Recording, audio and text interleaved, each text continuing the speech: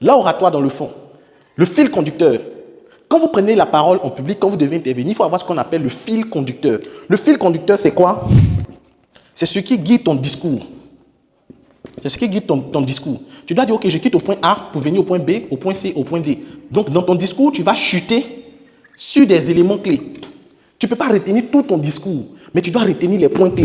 Quand je viens je dois faire la formation sur l'oratoire, je sais que je vais commencer par la définition. Je vais parler des qualités d'un bon entrepreneur. Je vais parler des questions qu'il faut se poser. Je vais parler de la forme. Je vais parler du fond. Mais ce que je viens de faire, si tout à l'heure on reprend la vidéo, je ne vais pas faire les mêmes choses. Pourquoi? Parce que derrière, je connais les points clés. Mais d'un point A à un point B, ce qui va se passer au milieu là, ça va dépendre de mon inspiration, ça va dépendre de ce que je dois faire. Mais je sais que j'ai des éléments qui ne vont pas manquer dans ma formation. Donc le fil conducteur. Après le fil conducteur, les statistiques. Il faut faire très attention quand vous utilisez les statistiques. On ne cite pas les statistiques pour les citer.